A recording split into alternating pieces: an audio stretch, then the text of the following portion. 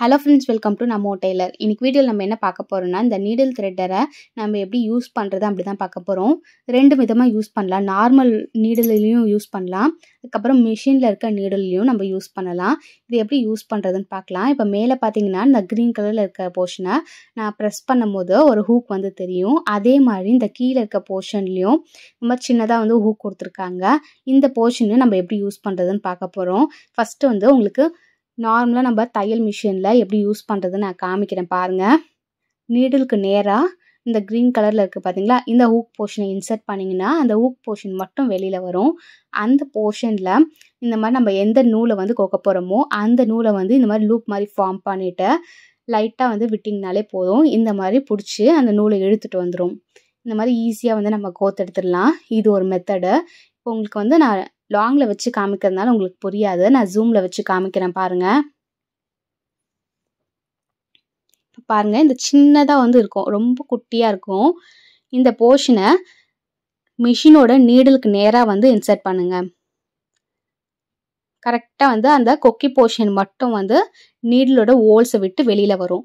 இப்போ நம்ம கோக்க வேண்டிய நூலை வந்து இந்த மாதிரி லூப் மாதிரி ஃபார்ம் பண்ணிவிட்டு அந்த கொக்கியில் மாட்டி வெளியில் இழுக்கும் போது நூல் வந்து கோத்து எடுத்துரும். பார்த்தீங்கன்னா உங்களுக்கு தெரியும் எவ்வளோ சிம்பிளாக வந்து நம்ம இந்த மாதிரி கோத்து எடுத்தாச்சு. இப்போ கீழே இருந்து பாபினில் இருக்க நூலை வந்து வெளியில் எடுக்கணும். எடுத்துக்கப்புறமா நம்ம தைக்க ஆரம்பிச்சிடலாம். இந்த நீடில் த்ரெட்டர் வந்து மிஷினில் இருக்க ஊசி மட்டும் இல்லாமல் கையில் தைக்கிற ஊசிலையும் வந்து நூல் கோக்க முடியும். அது எப்படி கோக்கிறதுன்னு சொல்லிட்டு நம்ம பார்க்கலாம். இப்போ பாருங்கள், 2வது மெத்தட் காமிக்கிறேன். இந்த க்ரீன் கலரில் இருக்க போர்ஷன் வந்து நம்ம ப்ரெஸ் பண்ணும் போது உள்ளே இருக்க அந்த கொக்கி பகுதி வந்து வெளியில் வரும். உங்களுக்கு பார்க்கும்போது தெரியும்னு நினைக்கிறேன். இந்த போர்ஷனில் நம்ம எப்படி வந்து ஊசியை இன்சர்ட் பண்ணுறதுன்னு பார்க்கலாம். ஊசி இன்சர்ட் பண்ணுறதுக்காக இந்த மாதிரி சின்ன ஹோல்ஸ் கொடுத்துருக்காங்க. அந்த ஹோல்ஸ் வழியாக தான் நம்ம கையில் தைக்கிற ஊசியை வந்து இன்சர்ட் பண்ணணும். அதுவும் எப்படி இன்சர்ட் பண்ணணும்னு பாருங்கள்.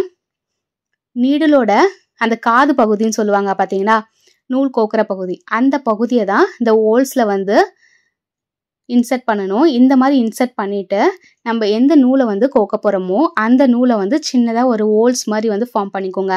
லூப் மாதிரி கரெக்டாக பார்த்தீங்கன்னா அந்த ஊக்கில் வந்து கரெக்டாக மாட்டுற மாதிரி இருக்கணும். நான் எப்படி வந்து மாட்டுறேன்னு பாருங்கள். இந்த மாதிரி சின்னதாக வந்து லூப் மாதிரி ஃபார்ம் பண்ணிவிட்டு அந்த கொக்கியில் கரெக்டாக இன்சர்ட் பண்ணாலே போதும். அந்த க்ரீன் கலர் போர்ஷனை நீங்கள் லாக் ரிலீஸ் பண்ணும் போது த்ரெட்டு வந்து உள்ளே போயிடும்.